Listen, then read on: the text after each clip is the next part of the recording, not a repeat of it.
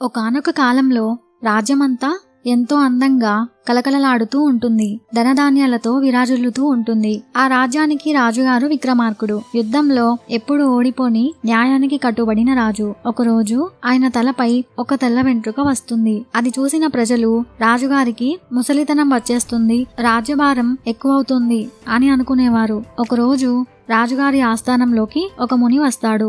ఆ ముని రాజుని చూసి ఇలా అంటాడు, రాజా, నీ తలపైన ఒక తెల్ల వెంట్రుక ఉంది. దానివల్ల నీ రాజ్యం కష్టాల్లో పడుతుంది అని చెప్తాడు. అప్పుడు రాజు ఆశ్చర్యపోయి ఇలా అడుగుతాడు, ఎందుకు మునివర్య?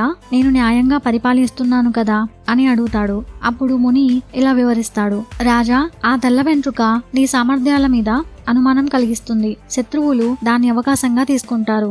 దానివల్ల నీ రాజ్యానికి ముప్పు వచ్చే ప్రమాదం ఉంది అని చెప్తాడు. అప్పుడు రాజు ఆలోచిస్తూ తన మనసులో ఇలా అనుకుంటాడు, ముని మాట నిజమే అనిపిస్తుంది, కానీ తెల్ల వెంట్రుకను ఎలా తొలగించాలి అని ఆలోచించి అతను మంత్రులను పిలిచి ఆలోచించమని చెప్తాడు. కొంతసేపటి తర్వాత మంత్రులలో ఒకరు రాజుగారి దగ్గరకు వచ్చి ఇలా మాట్లాడతారు, రాజా, ఒక ఆలోచన ఉంది.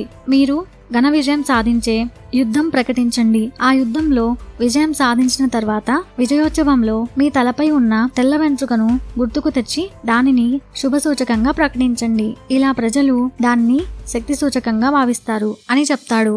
అప్పుడు రాజుకు ఆ ఆలోచన నచ్చి అలాగే చేస్తాడు. యుద్ధంలో విజయం సాధించి విజయోత్సవంలో ఈ విజయానికి కారణం నా తలపై ఉన్న ఈ ఒక్క తెల్ల వెంట్రుకనే.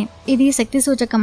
ఇకపై దీన్ని మనం మంచి శకునంగా భావిస్తాం అని ప్రకటిస్తాడు. రాజు మాటలు విని ప్రజలు ఆశ్చర్యపోతారు. కానీ రాజు యుద్ధంలో గెలిచాడు కదా అని దానిని శుభసూచకంగా భావిస్తారు. రాజు యొక్క తెలివితేటలను మెచ్చుకుంటారు. అప్పటి నుండి ఆ ఒక్క తెల్ల వెంట్రుక రాజు యొక్క అనుభవం, జ్ఞానానికి గుర్తుగా మారిపోతుంది. ఈ కథలో మనం తెలుసుకున్న నీతి ఏంటంటే, దృక్పథమే ముఖ్యం.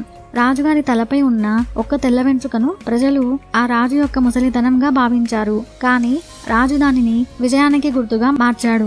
అంటే మనం ఏ విషయాన్ని ఎలా చూస్తామనేది చాలా ముఖ్యం. బలహీనతగా కనిపించేది బలంగా మార్చుకోవచ్చు. తెల్ల వెంట్రుక రాజు యొక్క బలహీనతగా కనిపిస్తుంది, కానీ రాజు దానినే తన తెలివితేటలతో బలంగా మార్చుకున్నాడు. ఆత్మవిశ్వాసమే విజయానికి మూలం. రాజు తన సామర్థ్యాలపై నమ్మకం ఉంచాడు, అందుకే విజయం సాధించగలిగాడు. అందరూ హ్యాపీగా ఉండాలని కోరుకుంటూ హ్యావ్ ఎ నైస్ డే. ఇలాంటి మరిన్ని కథల కోసం ఛానల్ ని సబ్స్క్రైబ్ చేసేసుకోండి. అలాగే వచ్చిన లైక్ ఇచ్చేయండి. Thank you friends.